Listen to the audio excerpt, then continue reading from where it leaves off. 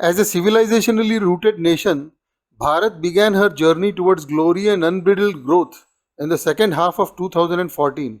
And what a journey has it been!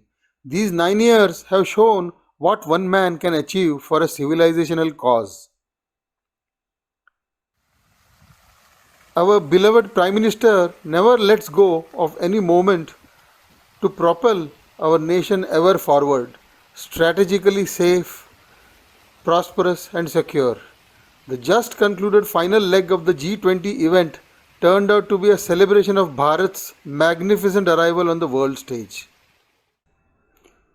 In a display of masterful diplomacy, we neutralized the Chinese Belt and Road Initiative by initiating the beginning of the Bharat-Middle East-European Union Economic Corridor, which found resonance and acceptance among the concerned members of the G20.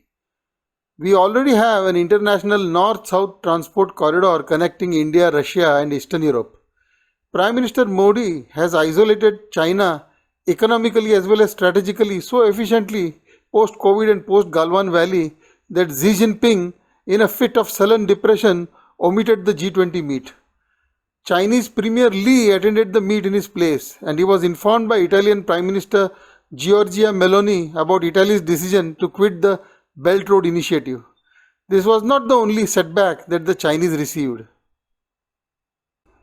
Prime Minister Modi secured G20 membership for the African countries under the coalition of 55 countries strong African Union.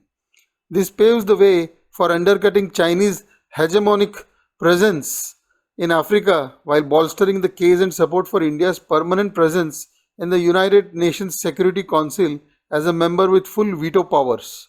With no hidden agenda except a prosper and let prosper attitude, Prime Minister Modi has driven India right to the very top of the big league of nations. Modi ji, the master of timing, planned it all so well with the Chandrayaan-3 moment at the BRICS meet in Johannesburg right up to the final leg of the G20 meet in Delhi.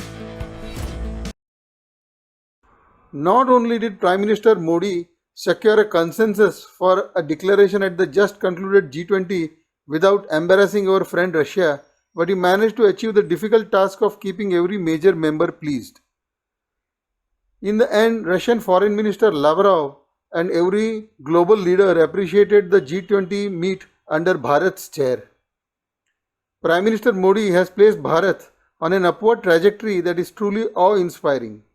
If you consider civilization as a relay race of leaders, then Prime Minister Modi is the world's fastest sprinter in the cause of his nation. The main content of the declaration this year is all about the awakening of the global south and the consolidation of the global south that is truly willing for the G20 to work for its main goals. He also said that India successfully prevented the summit from being politicized. The declaration mentions the things I have just described that reflect the consistent work of the Indian presidency and our other like-minded nations that have prevented the work of the G20 that was established to resolve global economic and financial problems into a political circle. French President Emmanuel Macron said that the summit was committed to peace in Ukraine. As for Russian G20, to be clear, my point was to say the core business of this forum is economy and coordination on global affairs. So economy, finance, climate, and these critical issues, but the core business is not stability and security and peace. So it's good sometimes to have this discussion, but we should not stop everything if we disagree on one of these topics. Calling the consensus on G20 leaders' declaration a truly meaningful achievement, Japanese Prime Minister Fumio Kishida said that the member countries were able to agree under the leadership of India as this year's chair. Under the leadership of India as this year's chair, we were able to agree on the G20 leaders' declaration, which is a truly meaningful achievement. Brazilian President Luiz Inácio Lula da Silva said that he was very touched emotionally when he went to pay homage to Mahatma Gandhi at Rajghat in Delhi. He noted that Mahatma Gandhi had a great meaning in his political life.